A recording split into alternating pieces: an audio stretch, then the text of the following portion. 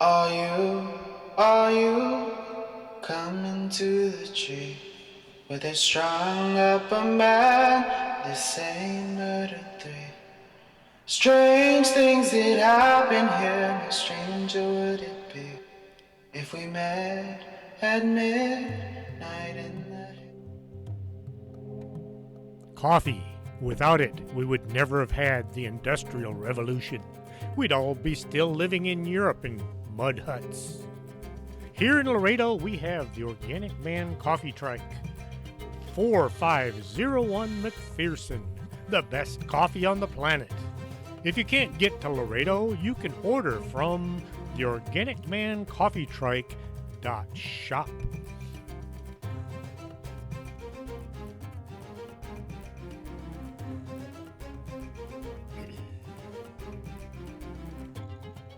Welcome to the show. I'm your host, Chris James.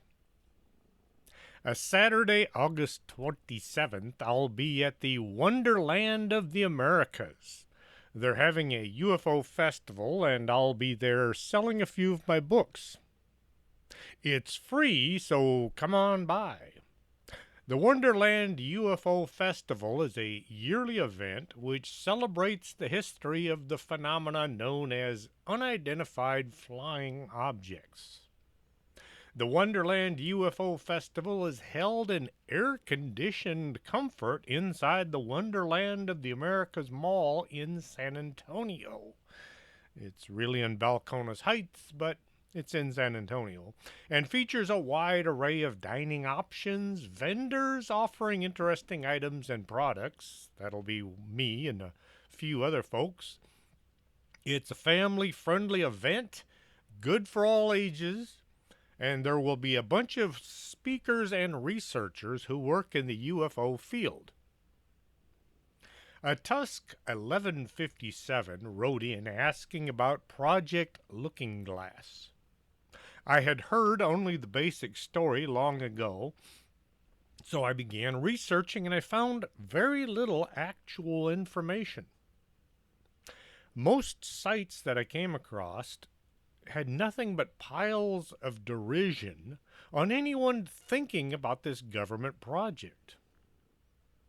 I have found through a lot of digging, any time there are dozens or hundreds of people all saying that something is nonsense, it's not true, it's just people's imagination, usually that means that there's something to it.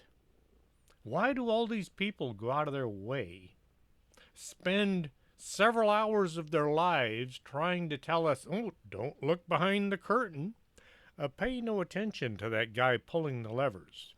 There's nothing to see here, move on. Now, on the other hand, anytime the mainstream media starts all saying the same thing over and over and over, it kind of gets me to thinking somebody's being lied to. Everybody, every news agency can't possibly all agree on a story. And how come they all have the exact same wording? Anyway, that's just me. And no one knows who it was that first said, tell a lie often enough, it becomes the truth. This saying has been tracked back to the mid-1800s. It's pretty obvious politicians and news agencies all consider this to be their game plan. Like I said, I can understand somebody finding some obscure documents referring to secret project and then running with it. Any new discovery can be exciting. What I don't get is how many people go to great extents trying to debunk all manner of unusual and interesting scientific machinations.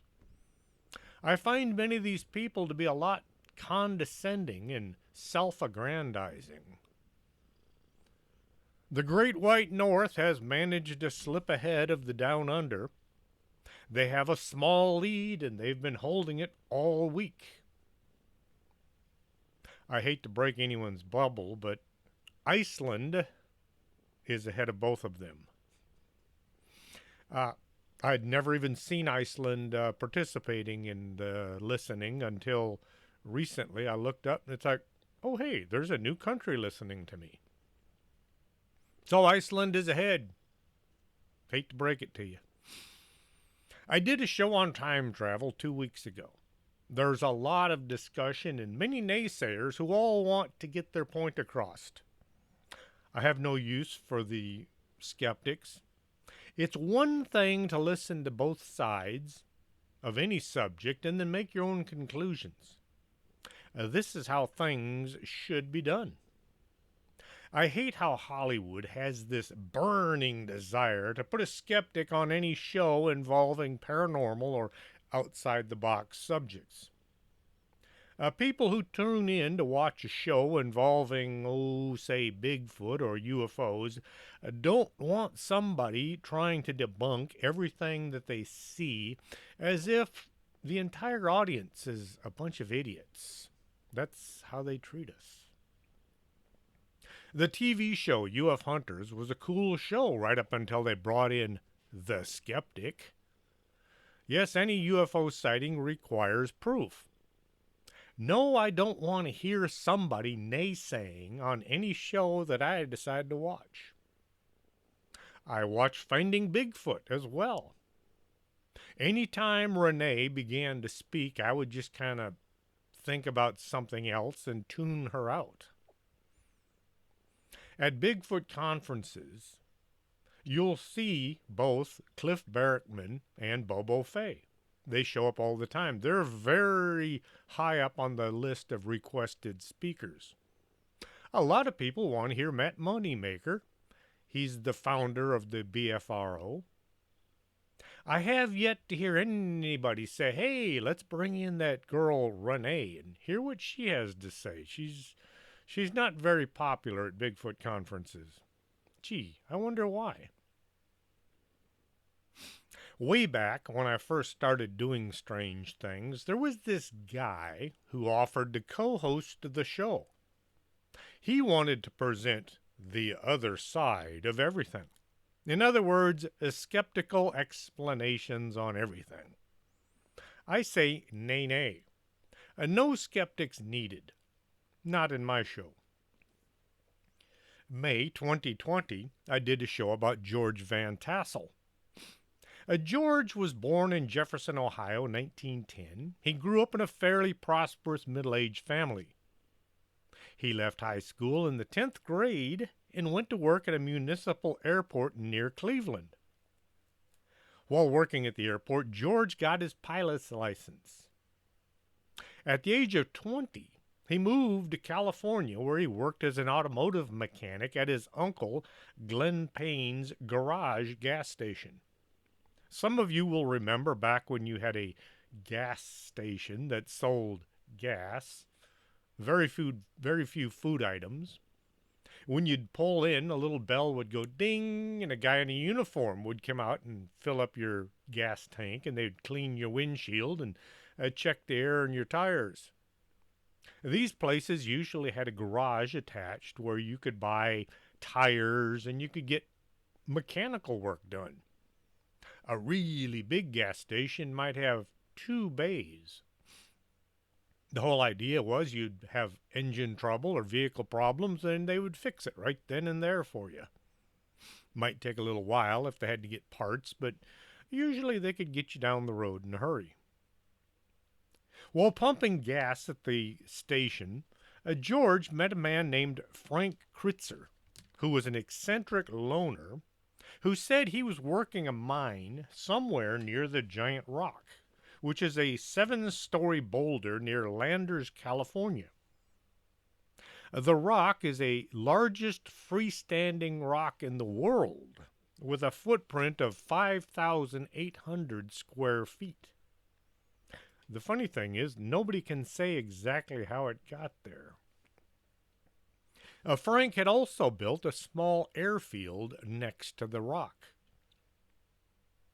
Frank talked about beings from outer space who were visiting him out in the desert. He wound up getting killed during a standoff with the sheriff's department. In 1947, at the end of the war, George quit his job, packed his bags and his family, and he moved to the Giant Rock. Late at night, August 24th, 1953, George awoke from his slumber at about 2 in the morning. He saw there was a flying saucer sitting out on the runway. Several people around the airport had seen this craft as it arrived. A man came to George and invited him to come over and see their flying craft. Now, George never described the aliens as looking like anything other than men. No green skin, no antenna, no weird shoulder pad uniforms. They just looked like people. This guy was about 5.5 feet tall, and he looked to be about 28 years old. If it hadn't been for the flying saucer sitting out on the runway, George would have just assumed this was just an ordinary person. The guy spoke English, he didn't have an accent, and he sounded like he was well educated. The alien passed on a lot of information to George.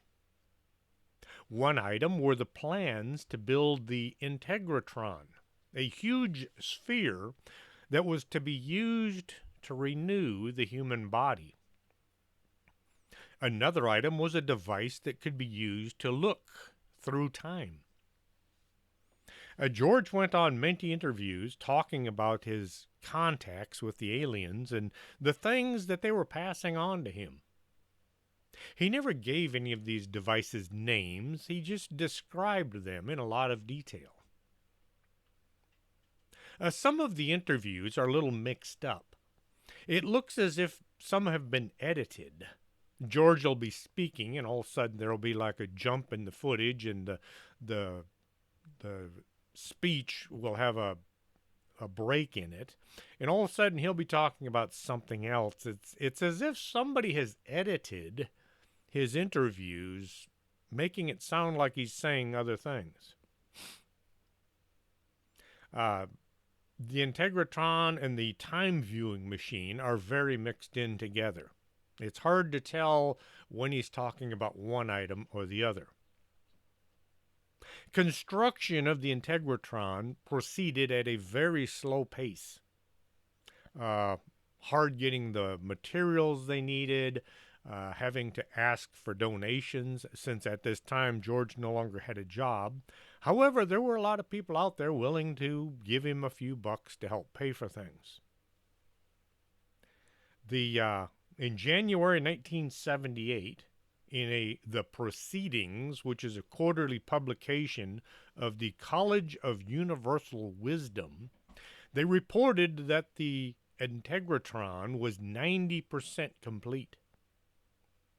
True to his original occupation as a test pilot, Van Tassel was going to be the first person to try it out and see what would happen.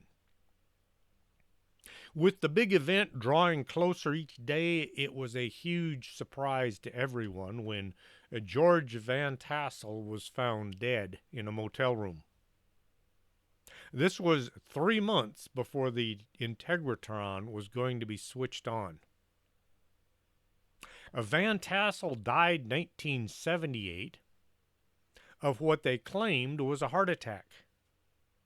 What really makes this unusual is his second wife had his body cremated before his sister or his children were notified of his death, almost as if somebody was trying to hide the evidence.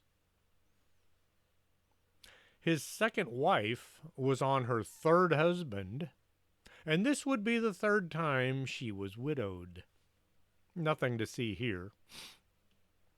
The core, the electronic coil in the center of the building, and other critical components of the Integratron, along with the documents, all disappeared shortly after Van Tassel's death. No one knows who took them or why. The Integratron was entered during Van Tassel's memorial service, which makes many of us conspiracy theorists, better known as spoiler alerts, think there was something weird going on. Another scientist who was working on a similar project in the 40s and 50s also suffered a sudden heart attack under also unusual circumstances. Wilhelm Reich, whose orgone accumulator came under fire by the Food and Drug Administration, wound up in prison under what a lot of people say were trumped up charges. 3 days before he was scheduled to be released, Reich died from a heart attack as well. A lot of us think that this was rather bizarre how both Reich and Van Tassel were both working on devices that could extend human life, and they both died of a heart attack just before they were to be proven right or wrong. Just like Tesla, George Van Tassel's documents wound up being seized by some government agency. Followed by a quick, "Nothing to see here, all of this writing was just nonsense. Sorry, you can't look at it. National security."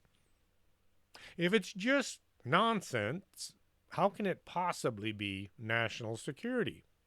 Makes you wonder. There are secret projects all over the world being conducted to see what might happen if you do things most folks would consider crazy. The boys in the white lab coats are trying to invent a transporter, just like what you see on Star Trek. Beam me up, Scotty. I don't know if I'd want to travel that way. What if you pop into existence somewhere and your clothes fail to make the trip? What if you beam in somewhere and your arms and your legs are not where they're supposed to be? You would look kind of funny and your pants wouldn't fit. A woman in Japan is working on creating a human shark. You heard right, as she wants to give birth to a half-human, half-shark baby. Yes, I can hear that music in the background. Why did that thing get so popular? She's going to raise it as her own child. Her reasoning is sharks are an endangered species and they taste good. Eventually, she wants to eat her baby shark. Nothing wrong with her way of thinking. My first thought was this woman is nuts, followed by somebody is paying to see if her ideas will work. She is being funded by someone. As she is working on developing her womb, yes, her own, trying to enlarge it and make it a suitable place for a shark to grow. I don't know how she's doing it. It didn't go into detail. That's just what I was able to find. If she's crazy, apparently she has convinced some other people that her plan just might work. I don't think she'll ever succeed. Something that is half fish, half human is going to be very difficult to develop. What I wonder about, though, is there are going to be other discoveries stumbled upon while they're working on this human shark fetus. It also made me think about that movie, The Deep Blue Sea. Do we really need a shark that might just possibly have a human mind? Scientists working on bizarre experiments is a real thing. A lot of our problems today were solutions from yesterday. Killer bees were developed in South America when some guy in a white lab coat crossed African bees with European bees. He was positive nothing could go wrong. And then it did. Cane toads are natives to South America. They were introduced to the United States in the 30s to lower the population of destructive agriculture beetles. Well, once they ate all the beetles, the cane toads started eating everything else, including birds and small mammals. And now they have a huge problem with cane toads. Their solution has turned into another problem. A kudzu is native to Japan and southeast China. It was introduced to the United States as a decorative plant. Well, then somebody got this bright idea that they could also use it for erosion control. So in the 1930s through the 50s, they started planting kudzu everywhere in the South. Little did they know that kudzu is quite a killer. It overtakes and it grows over other plants, blocking out the sunlight, causing them to wither and die. It grows on everything. Telephone poles, houses. If you park your car in one spot for a couple of years, you won't be able to find it because it will be covered with this plant. Today, kudzu is devouring parts of Tennessee. You can see it all over the place around the Natchez Trace State Park. It's growing on everything, and the roots go down so deep that it's nearly impossible to kill.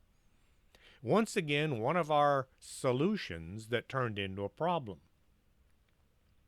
Once a white lab coat individual gets a hold of any kind of a new idea, they will run with it right up to the point that it either kills them or several other people. Talk about not learning from the past. Their mantra is, nothing can go wrong. And then it does. Van Tassel had all of his documents taken, and somebody then got busy trying to make them into reality. Where would the government send this research? A lot of knee-jerk answers are Area 51. A huge secret base might make sense as a location for this kind of work. However, it would limit the minds that could be brought to focus on results. You don't send the schematics or drawings out to be seen by others. As soon as the documents are away, there's no controlling who might see them. You sure can't put them on the internet, which hadn't existed yet. All the paperwork would have to be kept in some secret location, yet people would have to gain access to them in order to push the project forward. You can't bus all these folks out to Area 51 and have them look at the documents over and then go back to their labs and see what they can build. Wright-Patterson Air Base might be a much better location. The University of Ohio is in Athens, which isn't all that far away. It would be a lot easier and less conspicuous to transport folks from Athens to Dayton, Ohio. If the only documents needed were dealing with Time Travel Viewer, you could put them just about anywhere in the country and still maintain control of who got access to them. Just about any military base close to a university would do. What would this device look like? At first, I thought it would look like a TV set, maybe an antenna or two, a screen big enough to see what you're looking at. The chronovisor was the device that gives the user the ability to see through time. Although the existence of the chronovisor has never been proven, but then a lot of things have never been proven, a 2002 book by Vatican priest Father Francis Brune says otherwise. According to Brune, the chronovisor was developed by Father Pellegrino Ernetti, a Benedictine monk. Ernetti kept the device secret until the 60s when he confided in Brune and told him that there had been 12 scientists, including Enrique Fermi and Werner von Braun, who had all worked on this device.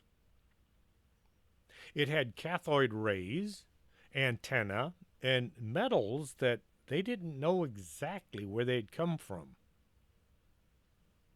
The chronovisor allowed a team of scientists to look back in time and witness historic events. This thing was more of a window into the past than a time machine. Ernetti said it worked just like a television, catching echoes from days long gone by and floating in space. Are we living in the end of time? Not the end of days. I'm referring to as the clock is going around in a circle. Are we living where the minute and the hour hands are at this moment? Is that the end of the timeline?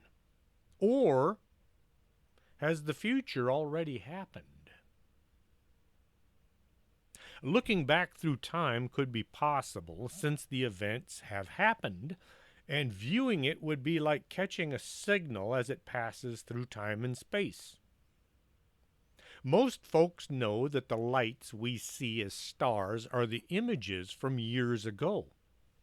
Light from Proxima Centauri, which is the closest star to our solar system, takes 4 years to reach the Earth.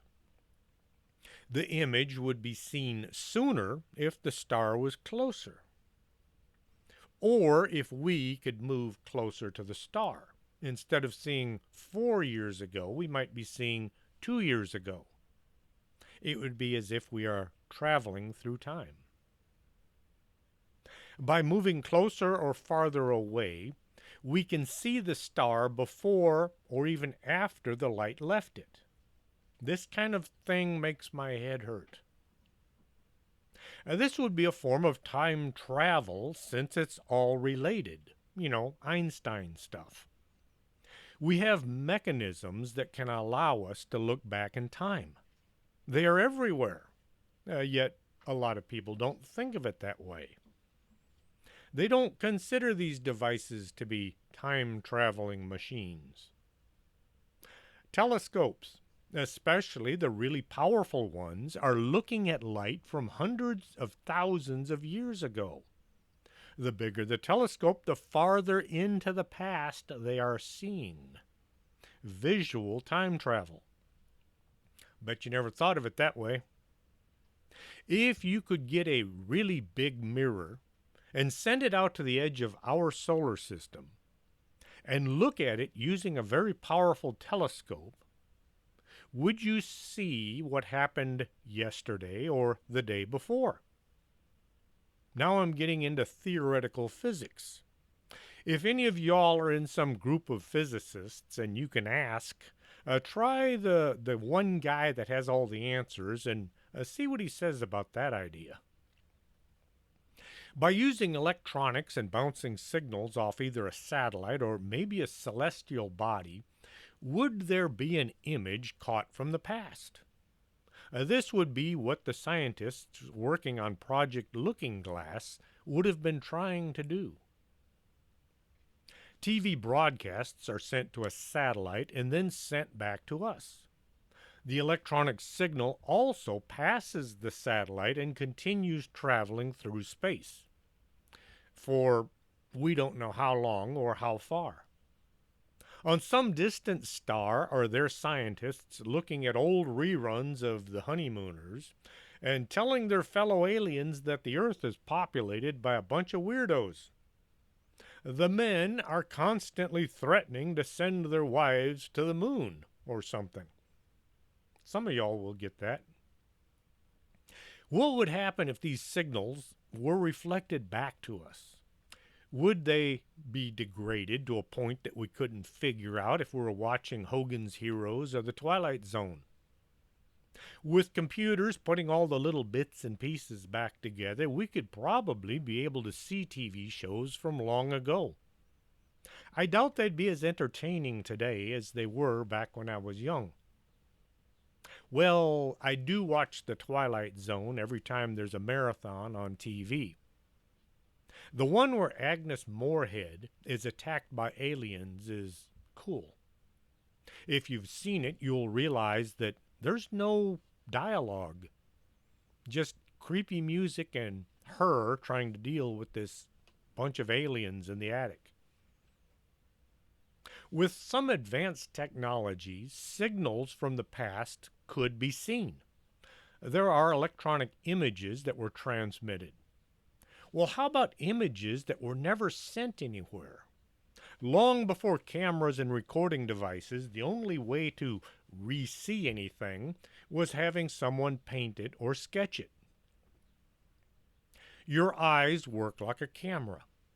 Light bounces off the image in front of you and comes into your eyes through the cornea. Once the cones and the rods have been exposed to the light, they translate the visual information into electronic information. The optic nerve sends this information to your brain. The tiny nerve cells are able to take the electric form of the image in front of you and send it to the brain's visual cortex or vision center, and your brain interprets these electric signals into an image. Electric signals inside the brain. If we want to see anything from long before TVs and signals, could we somehow tap into these signals inside a brain and see them? Once again, I'm talking about things that I don't really understand. Some scientists would have to look at this. Theoretical physicists. Maybe I can get Michio Kaku to look into it. At one time, people believed that the last thing we saw was imprinted on the eyeball. Back in the 1800s, when a murder victim was found, the police would bring in a photographer to get an image from the eyes of the body. This was called optography. It never panned out, and soon the police and the forensic techs stopped doing it. Surprisingly, there's a lot of people today still think this might work. I've heard a few people talking about how the police should continue using optography to solve crimes. It's right up there with phrenology. How would you go about getting an image from the brain? You could remove the brain and slice and dice it to your heart's content, and you'll never find an image in there. Maybe if the brain is still inside the skull, and it were surrounded by some form of antenna, and each was tuned to the right signal, the image being seen by the brain could be transmitted to a screen. The naysayers say this can't be done, just like human flight and paying off a student loan. If an image could be seen and pulled from the human mind, could one be placed there like a false memory? I've heard about people saying they have images being inserted into their brain. Usually this is just before they do something really violent. It's one thing to hear voices, it's another to see things that aren't there. It has been said the government can and does send images into people's brains using electromagnetic signals. If you can put them in, maybe you can take them out. Going back in time to witness an event long before cameras and electronic broadcasts might involve something far different than simple sight.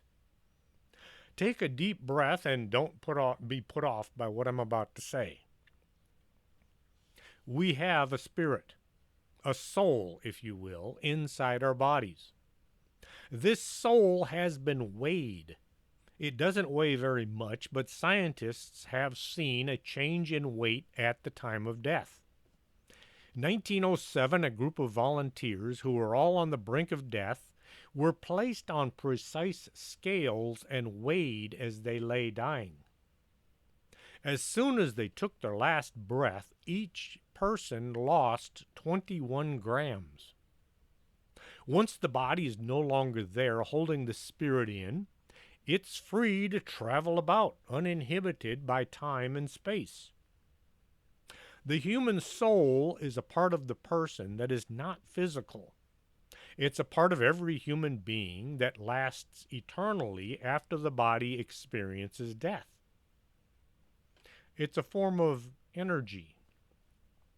Since energy can't be made or destroyed, only changed, could this soul be moving about after death? If there was some way to tap into the soul of a person even after they have died, would it be possible to see what this person saw before they left their body? Or even once the soul was free to move about on its own? Maybe this is what ghosts are. Do we have the technological ability to tune into a soul and see what's around it? If you ask the white lab coat crowd, they'll say, no, you can't get there from here. That kind of thing. If you took a computer back to, say, the 1700s and showed a video to people, they would all think this was some kind of a magic device. You probably would wind up getting killed as being a witch. Maybe we shouldn't go that far. Let's go back to the 1800s. Once again, show the computer around with any kind of a video playing. Tell the viewers they now have to build one. Oh, there's that Dalek again. Maybe I should run and hide. Anyway, tell the person you're showing this computer to that now they have to build one. They wouldn't have the technological know-how or the parts needed to even get started. Let's go the other direction. Take this same computer to the year 2200. Show it around. Folks would say, where did you get such a quaint antique? Why do you have such an old piece of junk computer? They would probably they will have something far more technologically advanced. A lot of time travel ideas have been linked to alien technology. Even the chronovisor was said to be made from metals not of this earth. Seeing as aliens can come and go as they please, taking people with them right through solid walls, perhaps they can also see through our eyes. Now there's a scary thought. Some aliens are tapping into your brain and looking out through your eyeballs, seeing what you're seeing. Uh-oh. Not good. Visual time travel using what we have available today might be a lot harder than it would be in the year 2200. Or if the aliens are supplying the technical know-how as well as the materials. Seeing an image on a TV screen like a video show of... Right, that sounded really good. Seeing an image on a screen like a TV is just one possibility. Having an unlimited budget in the form of our tax dollars, the government could use more than one path in order to achieve their goals. How about not using a TV-type device? How about using someone's mind? Remote viewing has been studied and researched for decades. Back during World War II, the Soviets had heard rumors that the U.S. military were using psychic communications at sea. Whether this was really true or not, the Soviets believed it, so they started their own psychic training within their military and their intelligence agencies.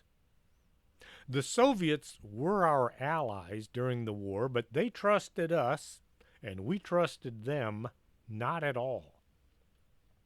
The U.S. government learned of the Soviet program, and in the early 70s, they decided to create their own remote viewing CIA training program. The Central Intelligence Agency sent a bag full of cash to the Stanford Research Institute to test the possibilities of remote viewing. The goal was to disprove that psychic functioning was real. Nobody wanted it to exist. It was the last thing that the military establishment wanted to have to worry about, especially if the Soviets were already doing it. They wanted the Stanford institution to prove that the Soviets couldn't do it. Physicists Russell Targ and Hal Puthoff were working at SRI, and they were tasked with determining whether extrasensory perception and related phenomena were real or not. Tag and Puthoff set about trying to locate some natural psychics so they could test them. The first subject they came across was an artist, physicist, and scientist named Ingo Swann, who had demonstrated an ability to accurately remote view weather in various American cities. He had published some articles about ESP and also psychokinesis, the ability to mentally move things. Swann had showed that he could affect the temperature of a thermoresistor, a thermistor. Yeah, it's one of those words that I never use. Thermistors, a type of resistor whose resistance is strongly dependent on temperature, that was sealed in an insulated thermos canister 20 feet away. Swann sent his published findings to Puthoff, who asked Swann to come to the SRI and demonstrate his abilities.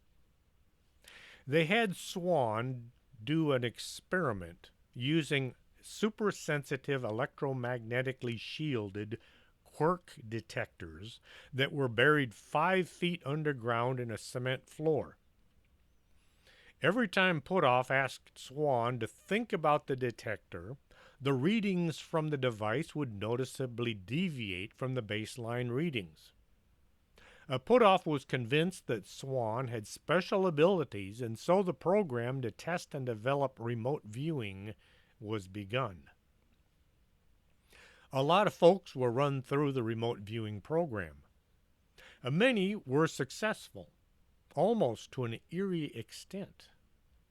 In 1979, the Air Force were trying to locate a crashed Soviet spy plane. It had gone missing after the crew were forced to bail out over the Congo. The U.S. knew the plane had crashed, but they couldn't find it. A remote viewer was asked to locate something in a distant location.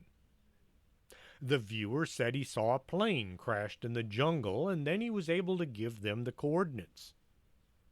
A Special Forces squad was sent in, and they recovered all of the secret details of the spy plane. The remote viewing skill developed via mental discipline, which enables the practitioner to observe events and locations in any space or time, even in alternative timelines, with the assistance of a trigger in what is called a conductor. Many whistleblowers have said the program was not actually ever shut down, just classified as super secret, and nobody was to know about it. It's one of those black budget things. One of the most well-known examples of remote viewing was one remote viewer said he could view the rings of Jupiter prior to the NASA Pioneer 10 flyby. Before that, everybody knew that Jupiter didn't have any rings. It's Saturn has the rings. Everybody thought this guy was mistaken. He was not doing what he was supposed to do. Jupiter doesn't have any rings, but this guy said he could see them. Once the Pioneer 10 got close to Jupiter, they discovered that there are rings around the supergiant. According to the insiders, the looking glass technology was apparently used to look backwards and forwards in time, using the consciousness of the operator as a type of a steering mechanism. The operator would sit in a chair that had been recovered from a downed extraterrestrial spacecraft, and it was hooked up so that this person's mind could be stronger, more powerful. When the device was turned on, strong fields of energy cycled about a container filled with water, which acted as a sort of a resonator for energies from the point of focus maintained by the operator. The data was collected and projected onto a video monitor at incredible speeds, which later needed to be slowed down enough in order for people to see the images. If a person could project their thoughts into someone else's mind, everything would be a jumble. We don't think along the same lines as we read or watch TV. Our thoughts jump back and forth, straying from the subject at hand. This is why I rely on notes while doing the show. If I didn't use notes and relied on my thought process, I'd be talking about something else right now, and most of my audience would have gone elsewhere. A psychologist I knew tried to hypnotize me several times, but he could never get me to go under. He gave up once he realized that I have a very hard time keeping my mind on any one subject. And nowadays they call it, what was I talking about? Oh, ADHD. This may be why I did so well in school. Not. By using a seat from a downed alien craft, the researchers were able to use the human mind to travel about seeing things not only in distant locations, but from distant times as well. Like the Moody Blues song goes, thinking is the best way to travel. The universe is broken into two physical regions as defined by motion. Below the speed of light, motion operates in 3 dimensions of space and 1 dimension of time. Above the speed of light, motion operates in 1 dimension of space and 3 dimensions of time. The mind is uniquely equipped to navigate in time, which is able to access memories of the past, gain awareness of events in the present, and conceive of future possibilities, even imagining alternative events that didn't actually happen. The human mind can select a point of focus, just like in remote viewing, and receive information from the store of memories made during the experience.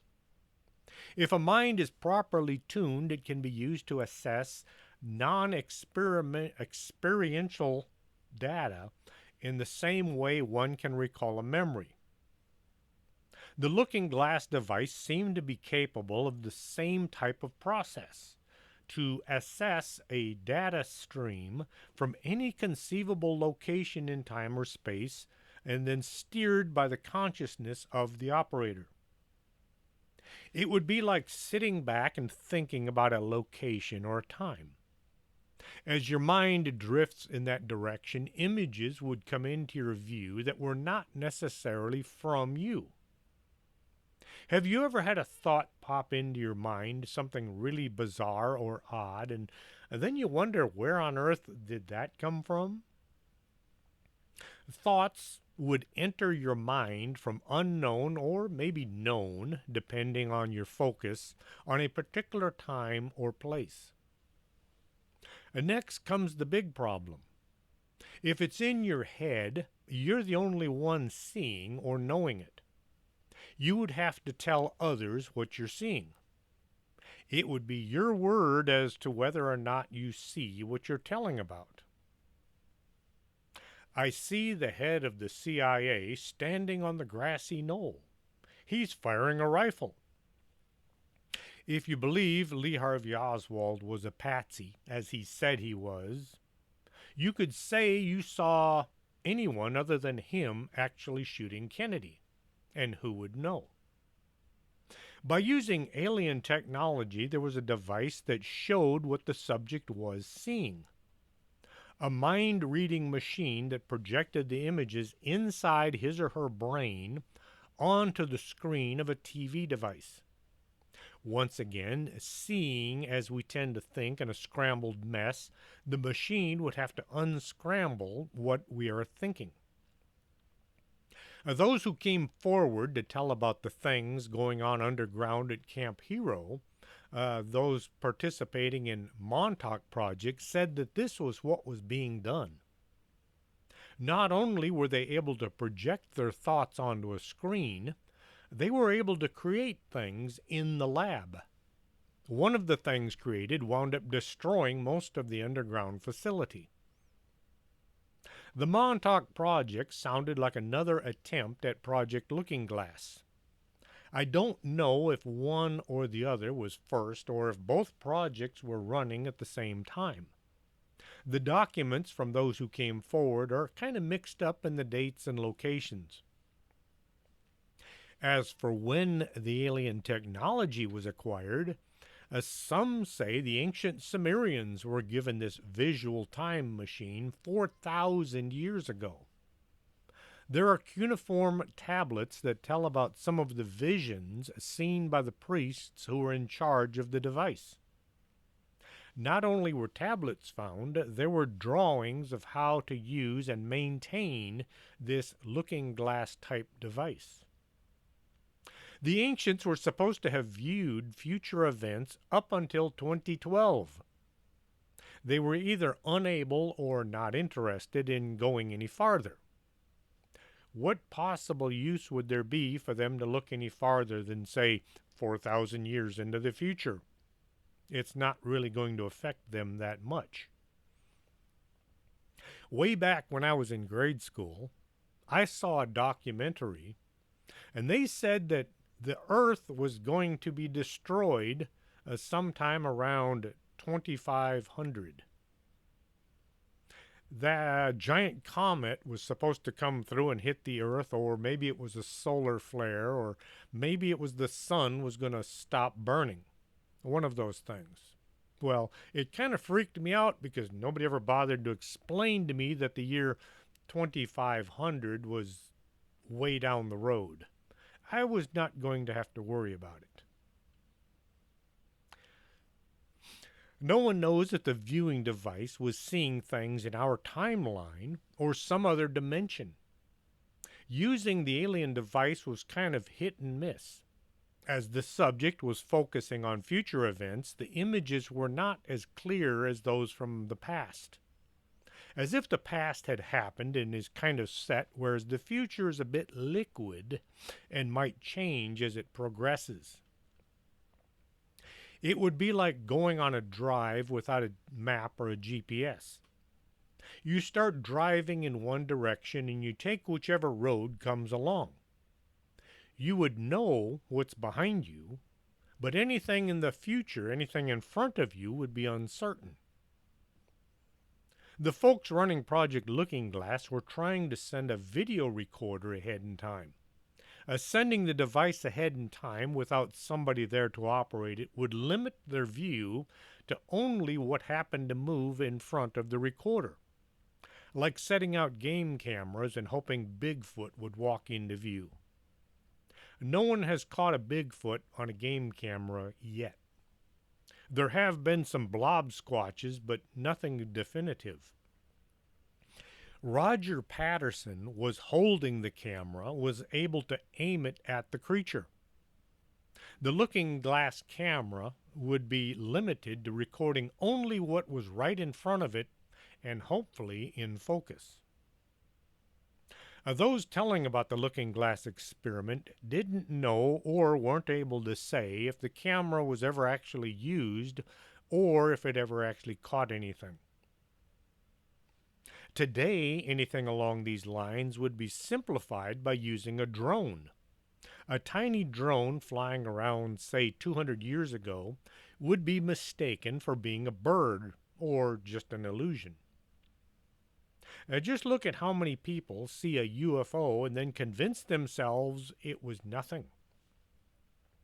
By sending the drone into the future might not be as workable, since the future folks might have advanced technology that could catch a drone's movements. Maybe somebody would look up and they would say, oh, look, somebody's flying a drone over my house, and they'd get out a ray gun and blast it away. We don't know. It's in the future.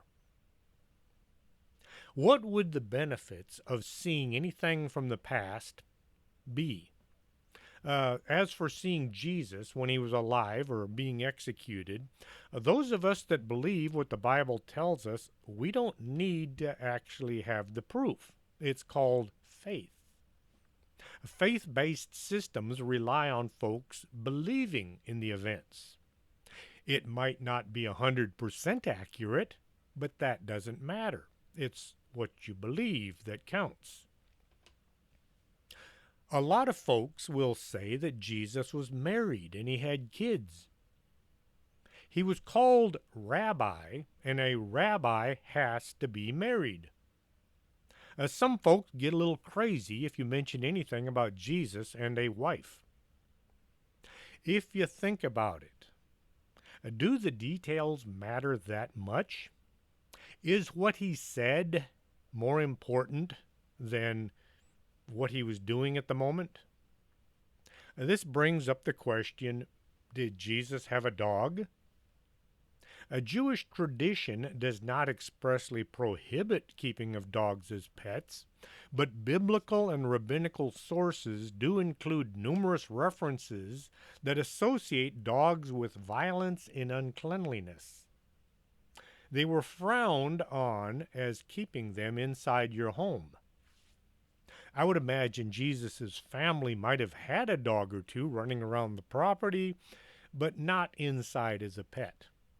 Now, in the long run, does it amount to anything?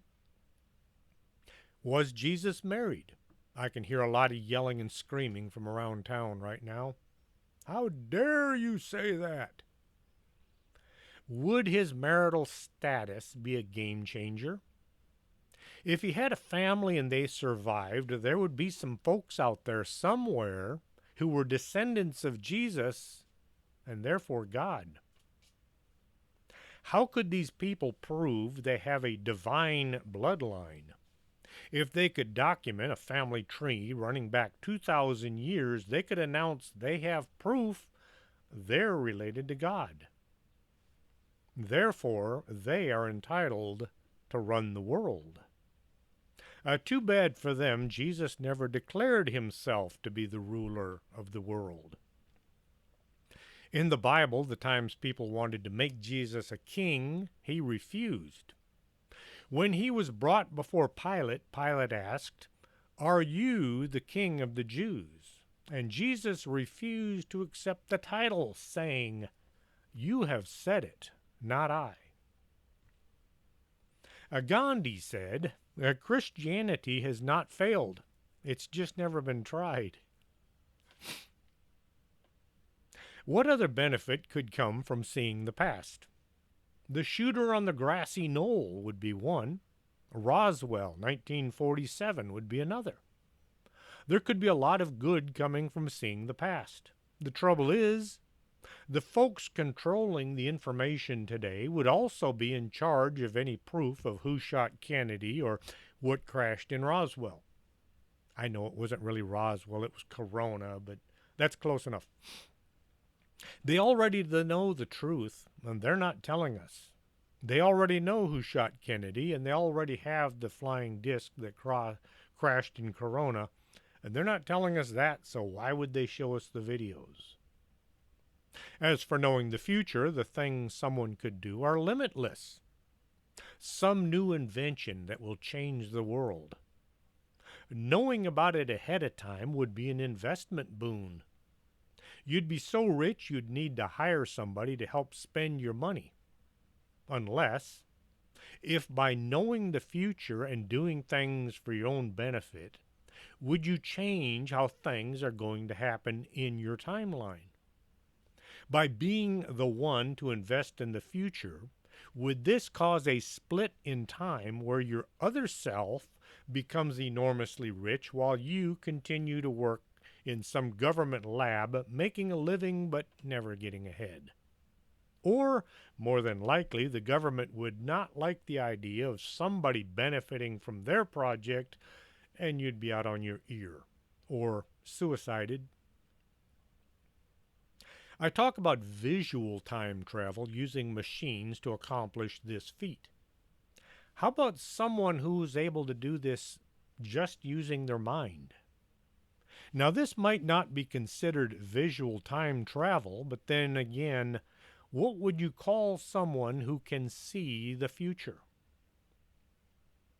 Vanga was born prematurely in 1911 to Pando Servedez and Paraskeva Sercheva, hard names to pronounce, in the Ottoman Empire, which is today Macedonia. Her mother died when she was a young girl, and her father was drafted into the army.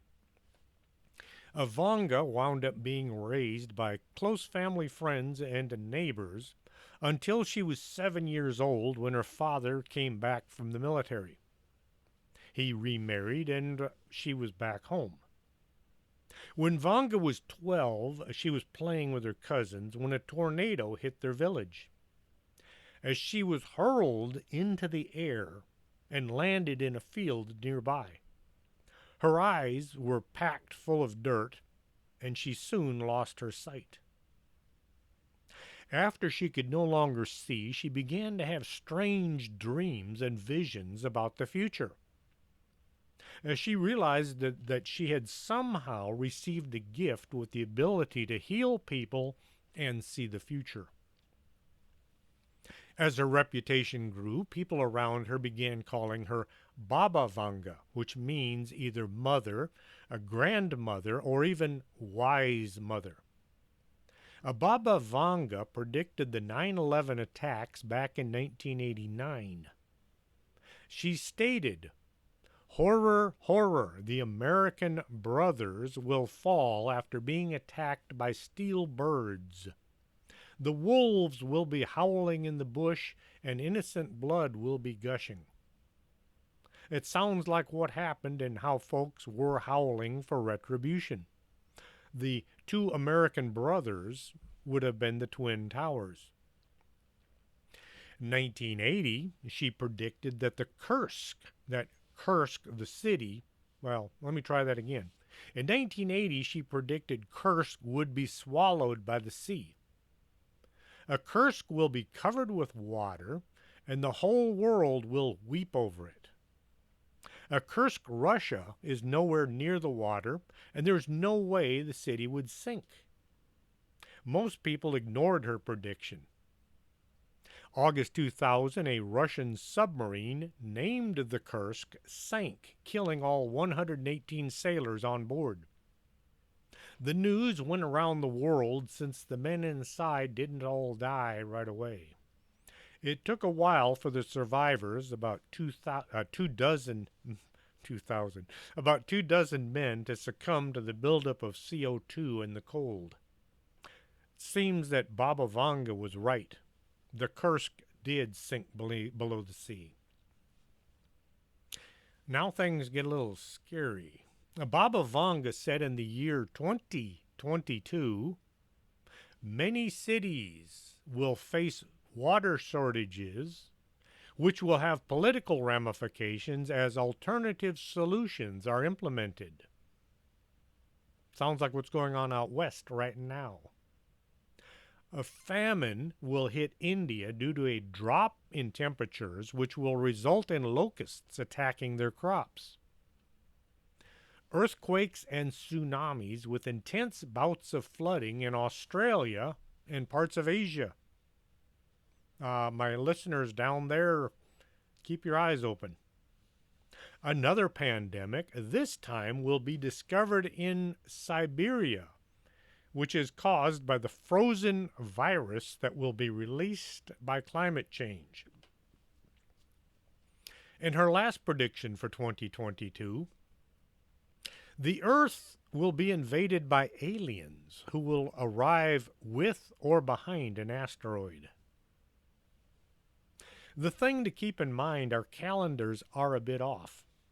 Some folks say there is a missing 1 to 300 year period from 100 AD up until 400 AD.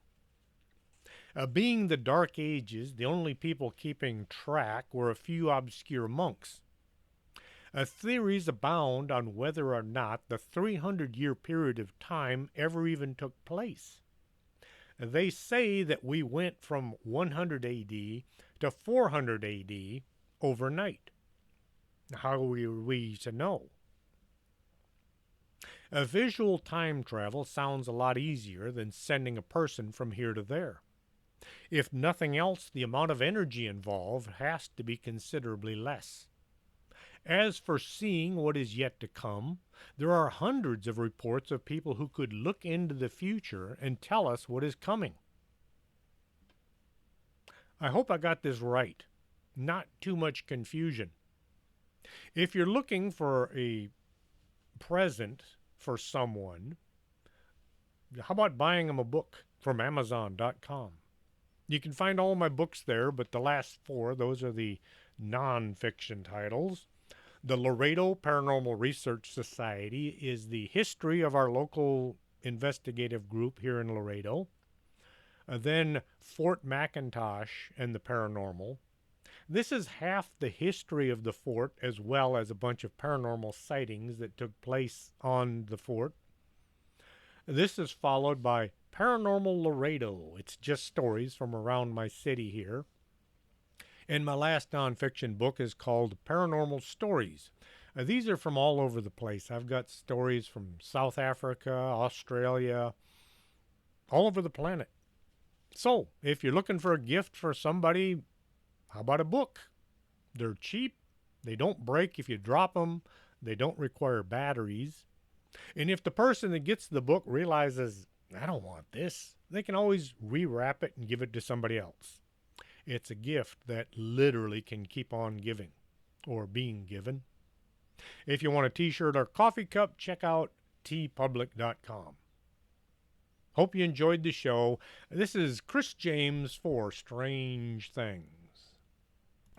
Are you coming to the tree where they strung up a man? They say murder 3. Strange things that happen here, no stranger would it be if we met at midnight in the hanging tree.